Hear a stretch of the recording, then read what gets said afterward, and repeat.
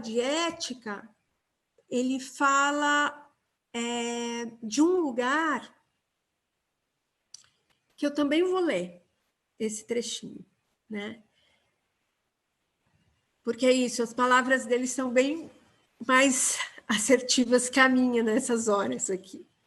Então, ele diz assim, a ética, em seu contexto mais amplo, não trata apenas de orientar as interações humanas dentro de comunidades exclusivamente humanas.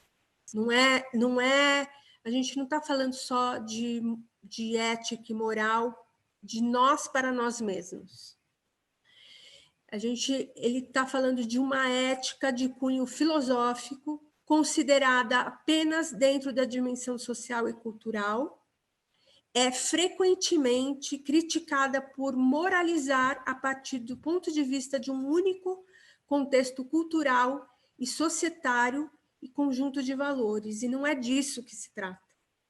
A função mais ampla da ética, seu imperativo ecológico, transcende as preocupações antropocêntricas e inclui a preocupação biocêntrica pela evolução contínua da vida. Então, ele está falando de uma ética que poderia ser, ou que deveria ser, considerada planetariamente, né? Porque se a gente está falando da vida em ciclos de vida, numa complexidade de interações, com uma diversidade cultural, uma diversidade societária, com toda a diversidade, e não só de nós para nós mesmos, mas que incluem todos os seres vivos, né? É uma ética que sai dessa lógica para ir para uma lógica que é biocêntrica, né? E aí ele vai citar esse autor que eu fiquei com muita vontade de ler ele diretamente, que diz assim: a humanidade precisa aprender a vital lição ecológica da interdependência e entender que todos os seres humanos estão conectados como organismos vivos a todos os seres vivos e toda a vida que já existiu. A humanidade aprenderia que quando destrói a natureza, se destrói, e quando a restaura, se restaura. Apoiar a saúde sistêmica do sistema integrado do qual dependemos. Há outro termo simples que sintetiza isso. O grau em que uma invenção é criativa e realiza um encaixe criativo.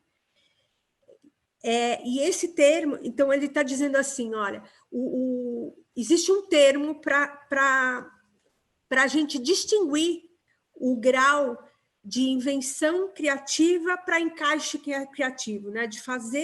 De criar coisas no mundo para aquilo que precisa ser de fato feito, né? E ele vai dizer que há a presença de saúde nesse sistema. Então,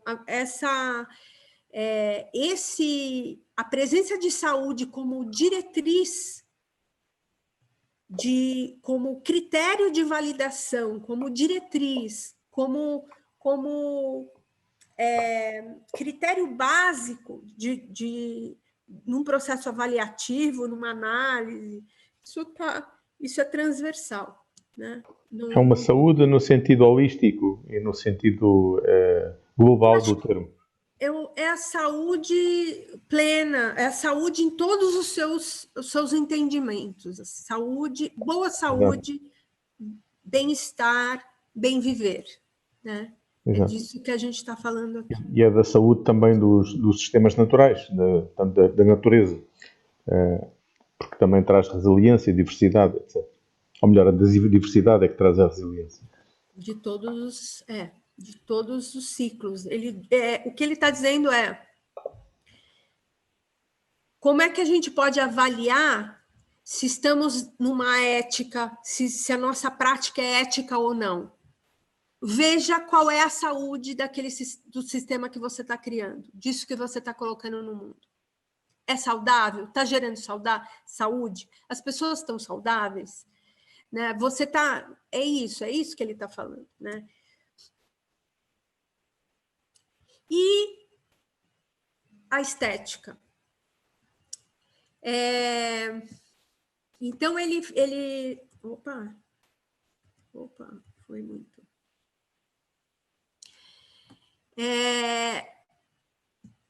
Ética e estética,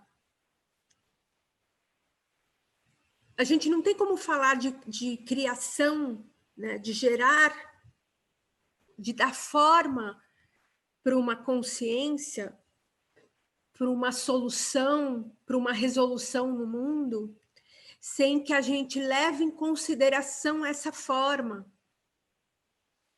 E essa forma, ela precisa ser bela, no sentido de que ela gera saúde, né? E logo no início é um tópico específico para isso, foi a minha área de atuação por muitos anos, a arte estética. Então, é um tópico que especialmente eu gosto, me interesso, enfim. E aí ele traz o seguinte, que eu também vou ler. Os povos indígenas da tribo Navarro descrevem seu estilo de vida tradicional como o caminho da beleza. Para eles, viver em relação correta com a terra é caminhar em meio à beleza. E o seu conselho é: se você caminhar para o futuro, caminhe em meio à beleza. A maneira de caminhar em meio à beleza é testemunhar um contém o todo e o todo contém o um. Então,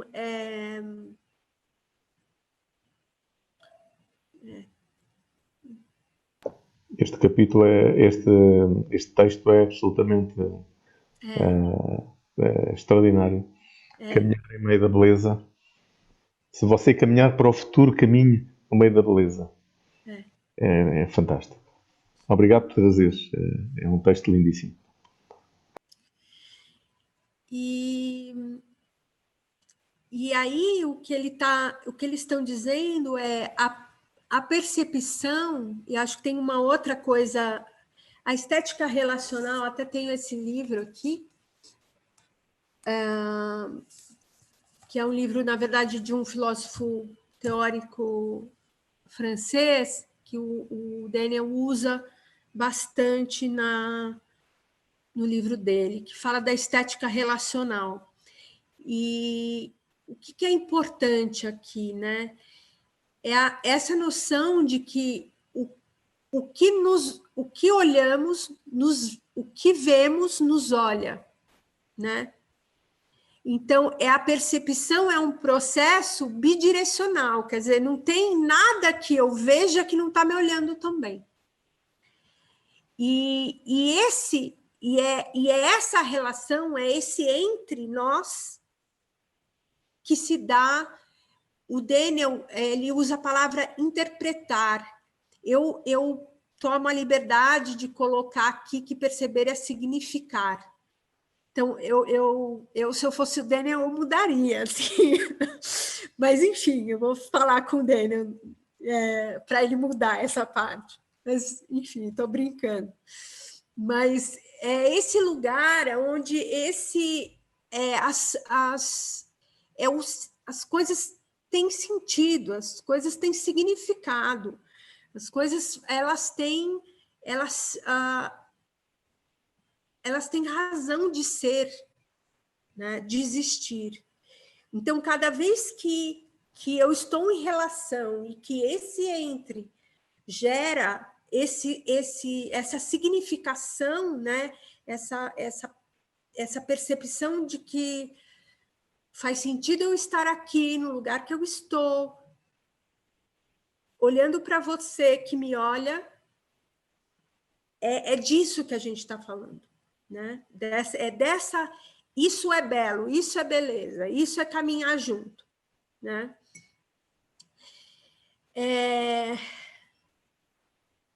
E eu também achei bem bonita essa citação que fala que a beleza das coisas vivas originam-se do fato de que elas são soluções encarnadas de existência individual em conexão, né?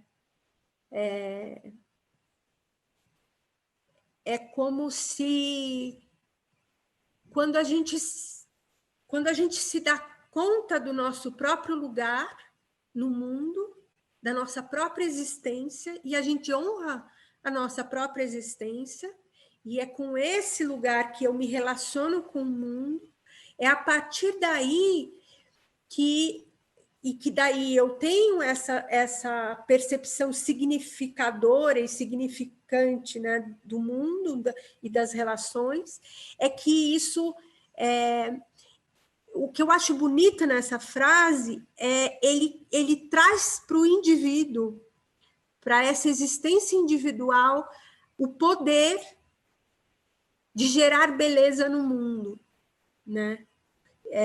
Então, ele não diz, olha, o mundo é belo, ele não está dizendo isso, ele está dizendo, olha, é você, dentro da sua responsabilidade, dentro da sua existência, é que tem esse poder, né? E ele vai falar também da estética da complexidade. Eu acho que esse é um conceito que foi cunhado pelo Timothy Collins, e eu vou ler também, porque eu acredito que é por conta dele e também por conta enfim, das outras referências do Daniel, mas tem aqui um encontro, certamente, com esse autor, né? E que ele vai falar assim, olha, saúde é um termo para a compreensão estética da complexidade. Há um fio que liga biodiversidade, diversidade cultural e diversidade econômica. Essa é a compreensão metafórica da saúde de um sistema dinâmico complexo. A percepção de saúde é um termo relativo. A percepção de saúde é um termo relativo, requer conhecimento íntimo durante um período e uma atenção crítica carinhosa. Por sua vez, a falta de saúde pode ser descrita em termos de sistemas dominantes emergentes que mitigam a restrição da diversidade. Dentro da percepção estética da diversidade está a relação sistêmica, o dinamismo, a complexidade, a simbiose, a contradição com a mensuração e a vitalidade indefinida e procriadora. Então, ele diz, olha, ele está aqui dizendo, a gente está falando de qualidade, a gente está falando de subjetividade, a gente está falando de algo que nem todos os números vão dar conta.